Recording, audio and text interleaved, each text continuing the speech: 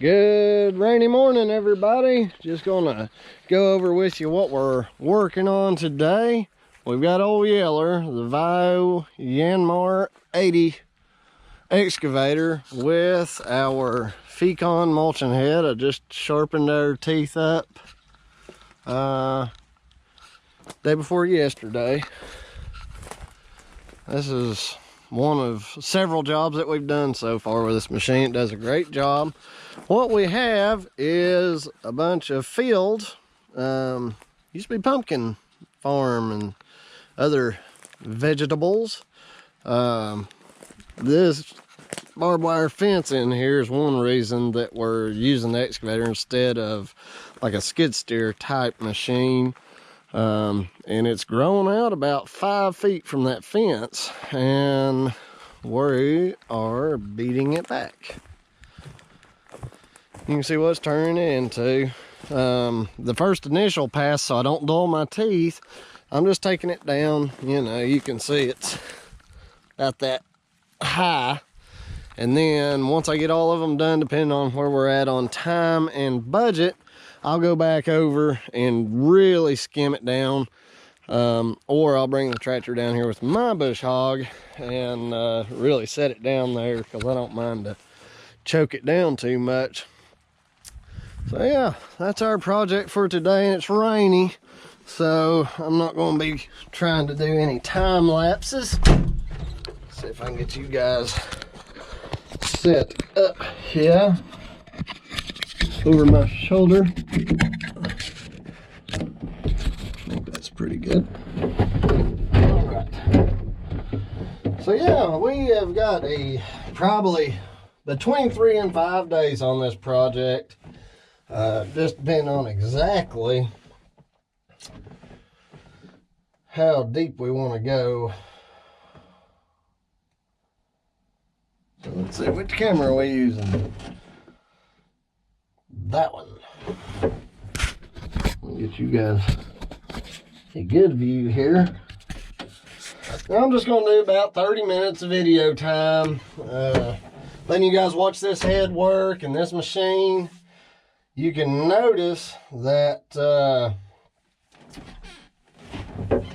take this hoodie off, and that way it's not blocking you guys. You can tell I have my machine off right now.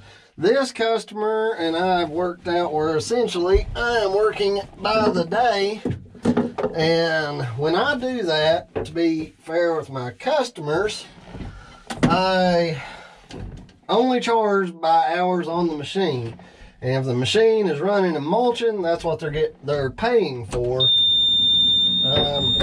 Some guys will, their idea of a day is they show up at 8 o'clock and at 4 o'clock they're done. And if that's how you want to do the business, you know, that's your business. You do it and run it the way that you see fit. I don't have my headset with me today, so I won't be talking on the phone unless I cut the machine off. As I was saying, how you want to run your business and what you think is fair on how you run your business is just how you need to do it. I run my business the way that I think is fair. And to me, if somebody's not getting production with this machine, then they're not getting what they're paying for. So let's see how that looks as far as y'all's view. Touch it down just a touch. A little bit better. Yeah, that'll work. So yeah, and the other thing is, on my first couple of days on a multi-day job, I don't really like doing external footage, because I don't like turning my machine off and on, and I like to get ahead on my time. I don't, you know, I like to put in about 10 hours per day, and that way if I've got a job booked after this one, I can, you know, not have to worry as much about weather delay.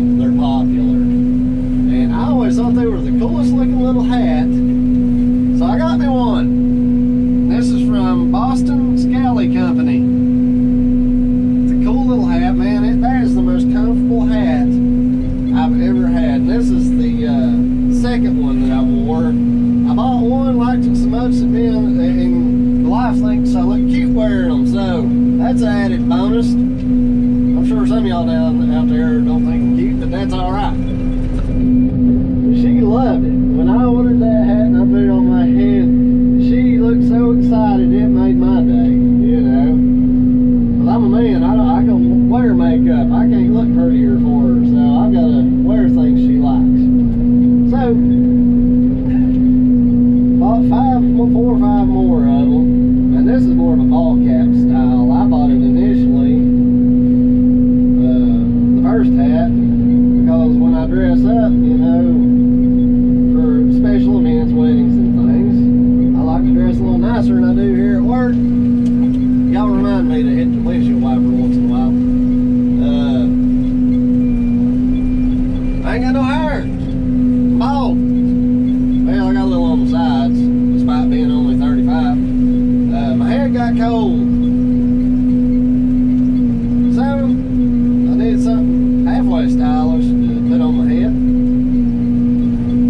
So anyway, Boston Scally Company, if you don't want a flat cap or a driving cap, I think there's a whole bunch of different names depending on where it's at and where you're from. But, love this hat. It's the most comfortable thing I've ever worn on my head, and I'd say there's a good chance it's all I'll wear for a while. So that's my little shout out for them. I think they produce a good product and they deserve to be recognized. I know I appreciate it when somebody thinks I do good work and they go out of their way to give me a shout out. So back to the operations today. I love this head. Now I don't have Lexan, which is bulletproof glass essentially, shield here. So when that head's spun up and moving, if a tooth comes loose, it's going that way or that way. So disclaimer, you know, this is not a lesson, but if you tilt that head up, you know, tilt it down to where you can see that drum, you've got about a 25% chance of if a tooth comes loose, it's going to come in the cab with you. And if it hits you, you're dead. I don't know how many RPMs that head is turning, but it's a lot. If one of those teeth comes out, I don't even know how fast it'd be moving. You wouldn't see it coming. I've had, let's see, 2 come off of a head. Both of those came off on the Fecon drum style on a skid steer. And I heard it, never did see the tooth. I saw the brush in front of me kind of split, and where that thing went shooting through it, never did find it. So you got to be careful, you know. I've been intending to build me a forestry shield for this. I actually busted this glass out. I didn't get it on video, but I was just pulling trees.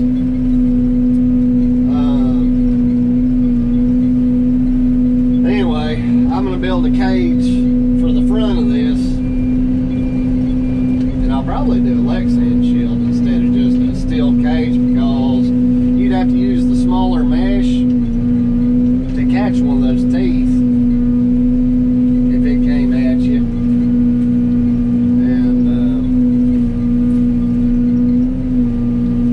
And having your view restricted by those wires when you're having to work around barbed wire like I am, it makes it easier to accidentally get into that barbed wire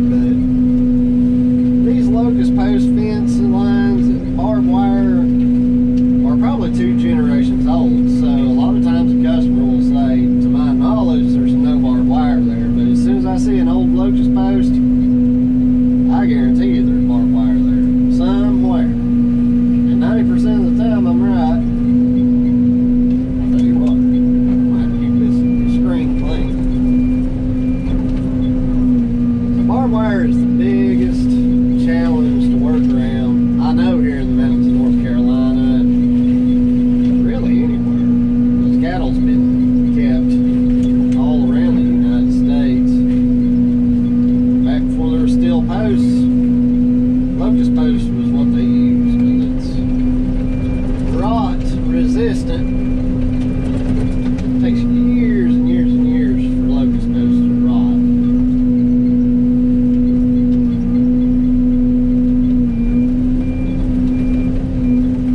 You just gotta, if you want to get into this business, be ready and keep your wire snips handy, because you'll cut more barbed wire out of these drums. Now this head, it's got samurai teeth, really, really sharp teeth, and I keep them razor sharp because I have a responsibility to make my machine, my head, and the process be as efficient as possible for what I charge the customer. They need to know that this is going to go as quickly as it can, and they're going to get a fair amount of work for what they're paying.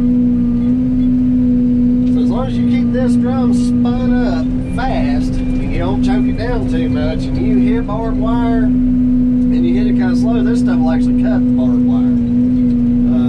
They're hardened teeth, and you can see it's just turned this stuff into it ain't even having to work, but it will choke it down, especially when you get into this small spindly stuff where there's several stems real close together, and that's when you just got to kind of work your way back and forth like this. Give that head time to spool up. So back to the barbed wire, if you choke that head down and you run into barbed wire really fast, those teeth start acting like hooks, and they'll hook that barbed wire and it'll wrap it up, and you'll wrap up 100 feet by the time you can get it cut off and stopped. Lucky, it will be wrapped up in the center of that drum, but if it gets at the ends toward where the bearings are, it becomes a pain. I mean, a real pain.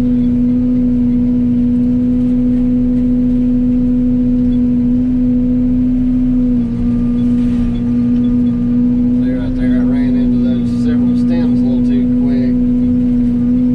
When you have one of these machines, this machine doesn't have an auxiliary engine on the back of it running just the head. The engine on this machine is having to run the travel, all the boom controls, and that head. And that's a lot of work for one, I guess this is a 75 horsepower engine. I'm guessing 50 to 75. I don't remember. It's not a whole lot. If you're going to do this full time, you better have a 120 horsepower machine, I think. Like the Terex 210 or 110, I think, is the older version. Now that sucker runs a mulching head good.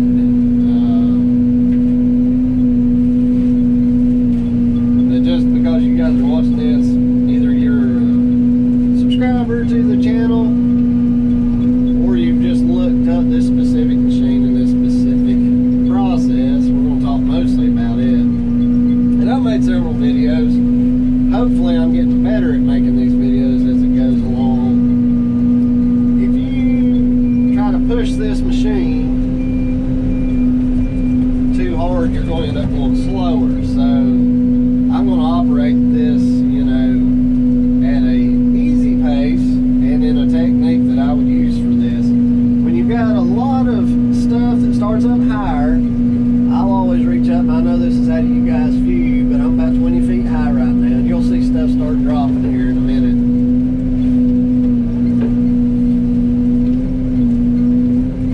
What I do, especially if it's bigger stuff, get that off there, got a little hung up. Let us reposition real quickly. There's a little ditch line here that they put around this field.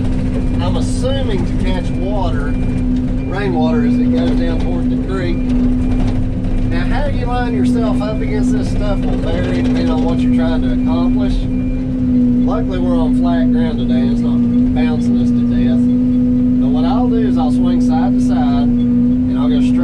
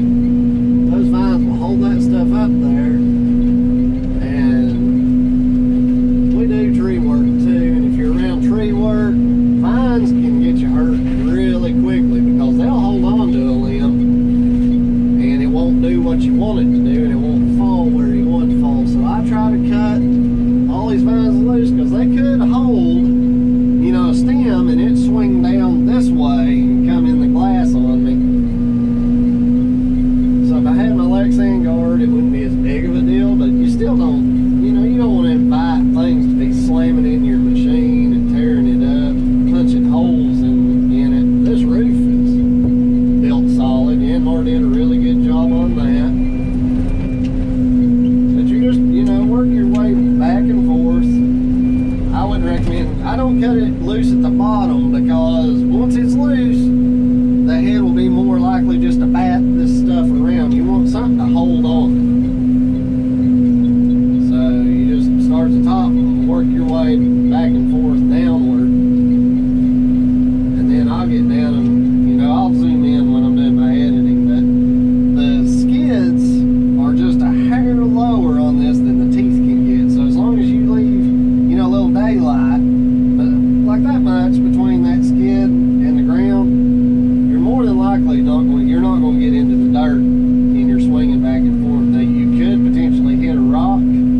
So as I'm swinging this way, I can't see the drum, but I'm looking for like a big lump to move all of a sudden, and that's when I know I caught a rock, and inevitably it's going to roll up under that drum and really take some teeth out. These samurai teeth are not like the hammer teeth on the drums that go on the skid steers. On these heads, for the most part, they all run the sharper teeth, but they just do not hold up the rocks. So if you're going to do this kind of stuff and you want to run an excavator style, just go ahead and plan on buying you a tractor. So all this stuff, you can actually knock it down just about that low to the ground, and then you've got enough room that you can bring a tractor down through there and just mulch it up with it, and you never get your sharp teeth into the ground. I just noticed looking back, and I always will, once I move about 10, 20 feet, I'll look back up the line and look for stuff hanging out that's going to make it hard. This guy has his own bush hog, and a really nice one, and we don't want to get scratched up for no reason. So I'll go back where I've left some stuff sticking out, and I'll just shave it off. There I go, forgetting to clean my windshield. Another good thing about being in this business is, for the most part, especially with an excavator, it's harder to get an excavator stuck than a skid steer. Another reason why I picked this machine.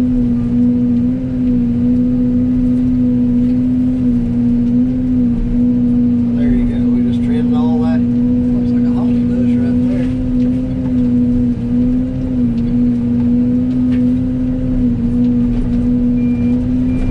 Trying to keep my big head out of y'all's way. It's another reason I like this hat, because it's small on my head.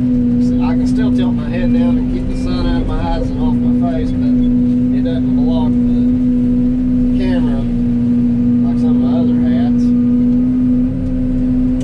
Y'all be sure to comment on this video and let me know if you like it, hate it, if there's something I can do that will make it better or more informative. I love answering questions.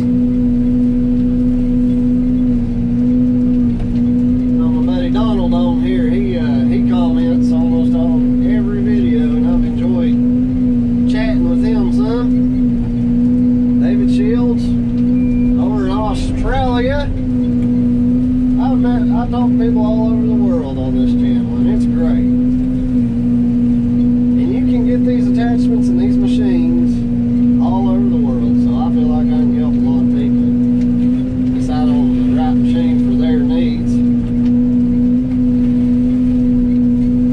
Now, if it was not for the fact that there's a lot of limbs that are hanging out, but we don't want to mulch the trees to keep the line, a skid steer unit would work better. You can line it up and just take off, and you can still do this with a skid steer type machine. You could, you know, go at an angle would probably be your best bet. Raise that head way up and just drop it down and then back drag. But every time you reposition, you got to twist the tracks, and that tears the grass up in the field. And in some cases, that's not too bad. And you can back drag those twist marks, but you still pull your grass up, you know. So in this situation, either machine is going to work and work well. Do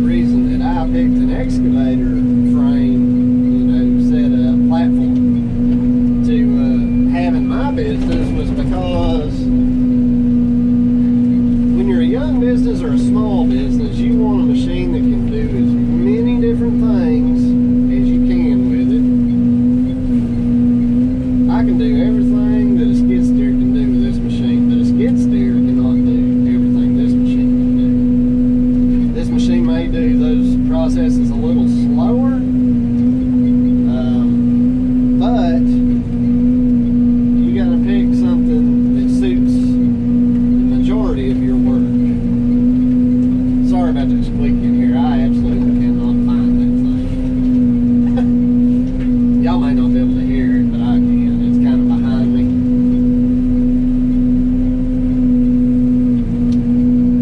I've talked to a lot of people that have said, you know, Todd, I'm wanting to get in the business you're in, and they asked for my advice, and man, I did everything that, on my own. I didn't know anybody that had these machines.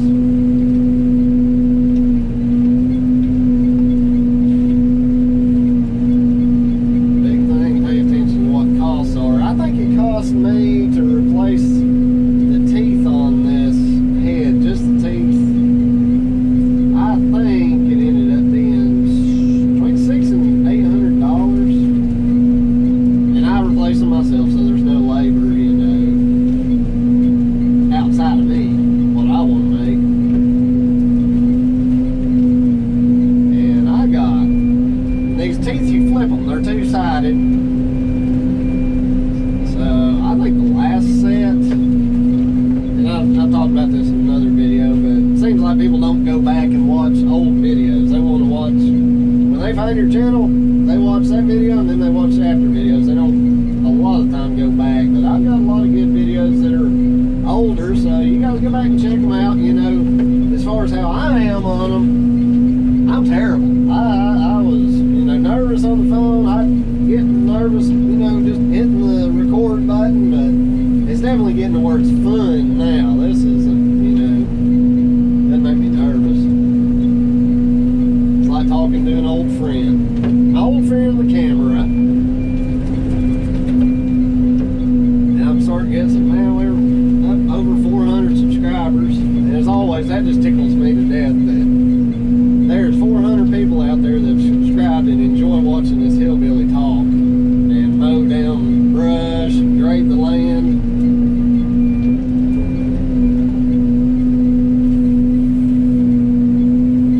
One thing I noticed right now, for you guys that are getting into this, those two hoses that feed this head, those are not hoses that you want to snag on something. They're a couple $100 to have them made.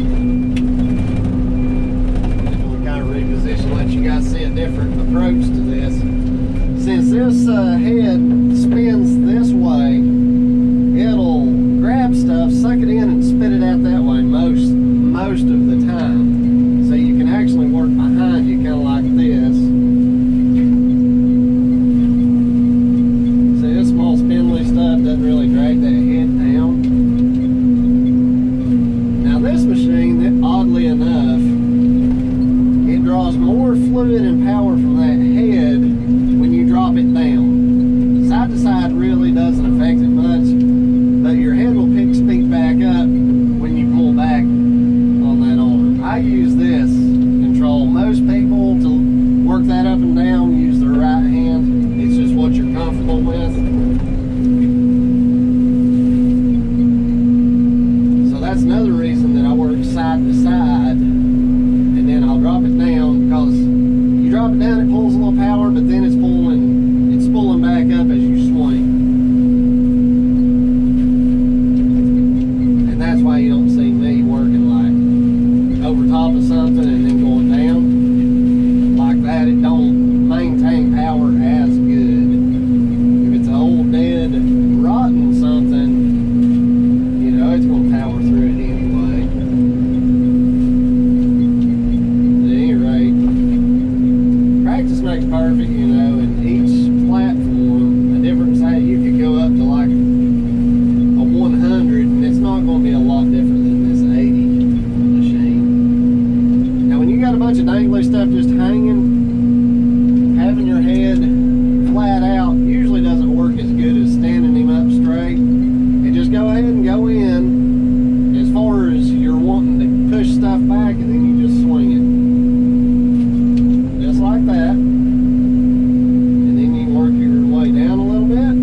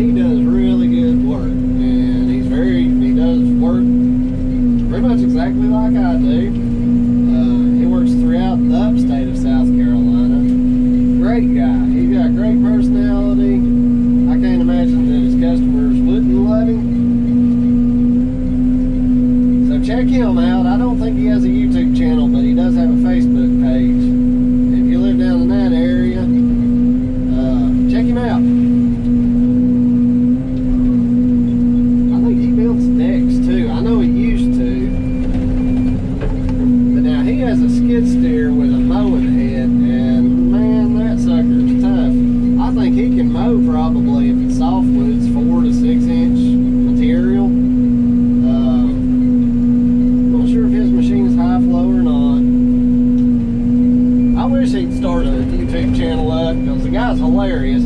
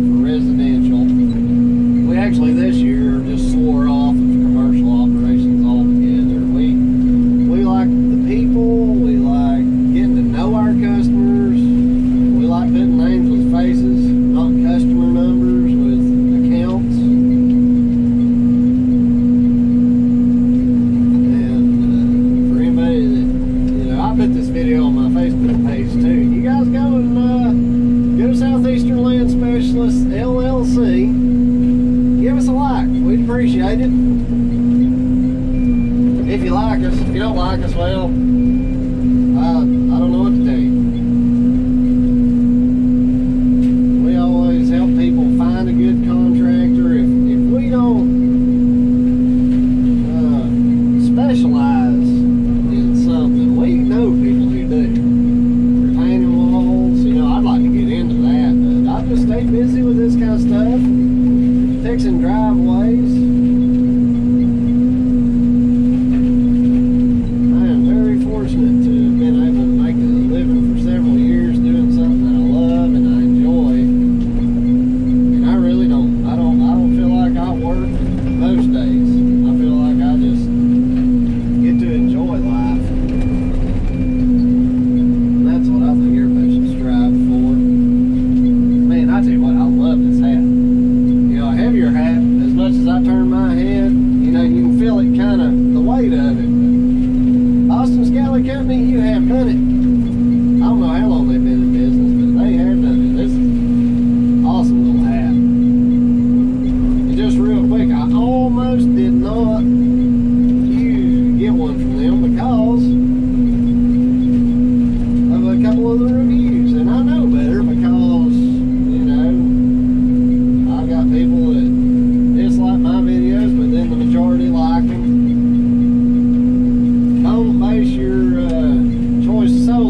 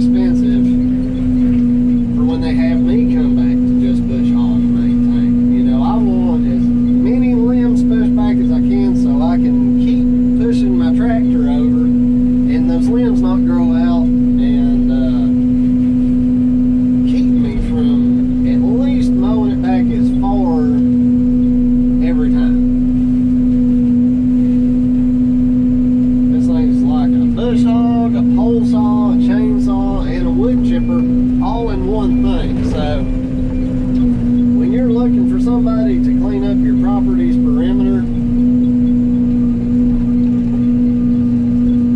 and I'm probably doing this as fast as 6 men can work. Now with that said, I'm not looking to replace tree crews. I'm not looking to take people's jobs away from them. I work in areas where people that have tree crews don't want to go as well. Just imagine, it was an hour drive for me down here to this job this morning. Now, if you had 2 or 3 trucks, one truck hauling the wood chipper, you know, the chip truck, your crew truck, just hauling your men, and then you're paying that many guys 2 hours of the day just to ride, you know. A lot of these customers I work for cannot get somebody to show up. I'm one guy showing up and doing the work. There will always be a place for people. There is always going to be a place for employment in this type of work. I can only get so close to that barbed wire fence, and if they wanted it cleaned up past that, it would take labor and it would take people. It takes a good balance. And when I can make this affordable and more people can do it, they can afford to pay me to do something they can't afford for a crew of people to do. Now think about this, you know, it takes a shop to keep this machine running. A shop, and a lot of the times when my machine goes in the shop, 2 men are working on it. 2 mechanics.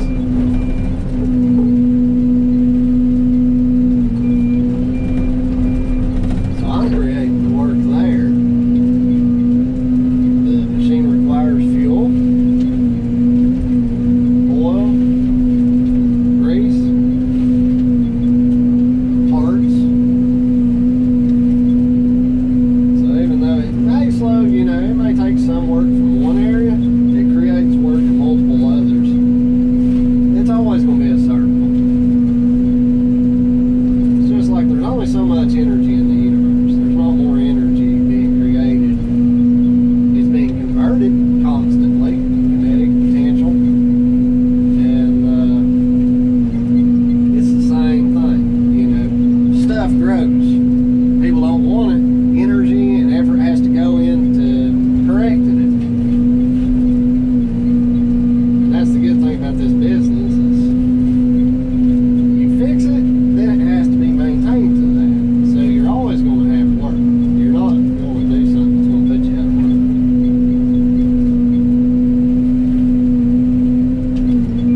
work. Areas like this get logged. What comes up after it's been logged? This stuff. Especially in the flat countries, you log the woods out, brush comes up. Small saplings, really, really thick. What do? You get you one of these machines and you go to town on it to maintain it until they decide to use it for something else.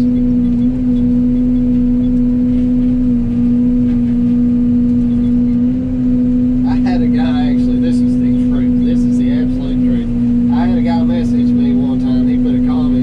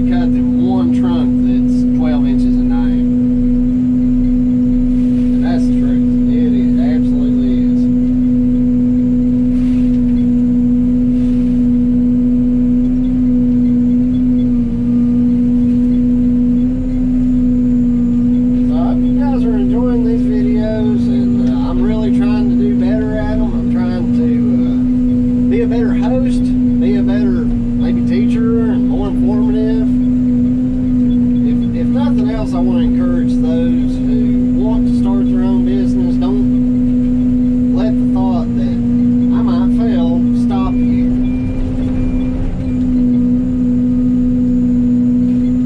Because, I mean, if your idea of failure is that the business doesn't work out, well, it's definitely not going to work out if you don't even try it. With that said, anybody who wants to work their 40 hours and be done, anybody who wants to just work their 8-hour day and go home and not think about work and just relax completely and not have to do paperwork, manage their advertising, there is nothing wrong. Absolutely nothing wrong with it. My parents were always, workers. They never owned a business. They wanted to focus on their family, and you can't not respect that. They didn't even want to be in management positions. They had good jobs, and they did their jobs to the best of their abilities, and that's something to be respected.